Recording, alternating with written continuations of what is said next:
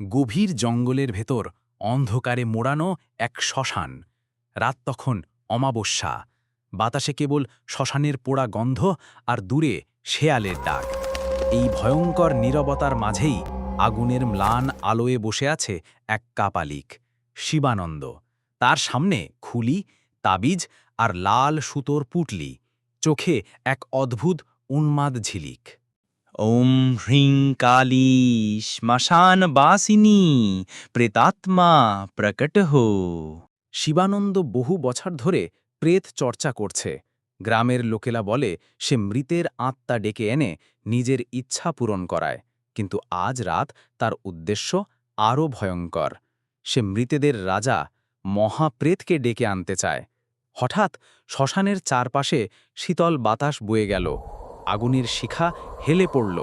দূরে কোথাও কাকের ডাক শোনা গেল, কিন্তু সেই ডাকের মাঝে যেন চাপা চিৎকারও মিশে আছে। এসো, আমি তোমায় আহ্বান করছি, তোমার জন্য এই বলি। সে খুলি হাতে নিয়ে তাতে তাজা রক্ত ঢেলে দিল। রক্ত যেন অন্ধকারে কালো হয়ে গেল। ঠিক তখনই এক অদ্ভুত শব্দ, যেন শত শত পায়ের আওয়াজ একসাথে এগিয়ে আসছে, কিন্তু কারও দেখা নেই। মাটির ওপর ছায়ারা চলাফেরা করছে, যেন জীবন্ত হয়ে উঠেছে। তোমরা এসেছো, এখন মহাপ্রেত আসবে। কাপালিক চোখ বন্ধ করল এবং উচ্চস্বরে মন্ত্র পড়তে লাগল। হঠাৎ তার পিছনে কালো ধোঁয়ার স্তম্ভ উঠল। ধোঁয়ার ভিতর থেকে উদ্ভট লম্বা হাত বেরিয়ে এলো, যার আঙুল নখের মতো লম্বা ও ধারালো। তুমি মহাপ্রেত? এক গম্ভীর কণ্ঠ বাতাসে প্রতিধ্বনিত হল। তুমি সাহস করেছ আমাকে ডাকতে, কাপালিক? বিনিময়ে কি দেবে? আমার আত্মা নয়, আমি তোমায় শত আত্মা এনে দেব। শুধু আমাকে শক্তি দাও, মানুষকে শাসন করার শক্তি। শত আত্মা? কিন্তু শুরু হবে তোমার কাছের একজন দিয়ে। শিবানন্দের মুখ ফ্যাকাশে হয়ে গেল।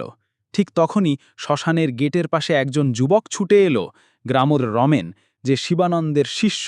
সে ভয় পেয়ে বলল, গুরুজি, এই অদ্ভুত শব্দ, আপনি কি করছেন?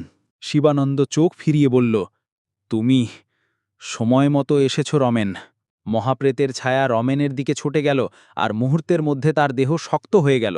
তার মুখ বিকৃত, চোখ উল্টে সাদা হয়ে গেল। রমেন ধীরে ধীরে কাপালিকের দিকে তাকিয়ে হাসল, কিন্তু সেই হাসি আর তার নিজের নয়, মহাপ্রেতের। এখন আমি এই দেহে বাস করব, আর তোমায় দেব অদম্য শক্তি। শিবানন্দের শরীর জুড়ে এক শিহরণ বয়ে গেল। তার হাতের তালুতে আগুনের মতো গরম শক্তি অনুভূত হল, কিন্তু সেই সঙ্গে আরও ছায়া ঘনিয়ে এলো। শ্মশানের সব আত্মা যেন জেগে উঠল, আর তারা ধীরে ধীরে কাপালিককে ঘিরে ধরল। না, আমি তোমাদের ডাকেনি। মহাপ্রেত গর্জন করল, যে পথ খুলে দেয় সে আর বন্ধ করতে পারে না। আজ থেকে তুমিও আমাদেরই একজন। এক ঝাপটা ঠান্ডা বাতাসে আগুন নিভে গেল। পুরো শ্মশান অন্ধকারে ডুবে গেল। কেবল রমেনের দেহে থাকা মহাপ্রেতের জলজলে চোখ দেখা যাচ্ছিল। পরদিন সকালে গ্রামের মানুষ শ্মশানে এলো। তারা দেখল শিবানন্দ আর নেই, শুধু এক পাথরের মূর্তি, যার চোখে ভয়ের ছাপ চিরকাল জমে আছে। পাশে পড়ে আছে রক্তমাখা খুলি।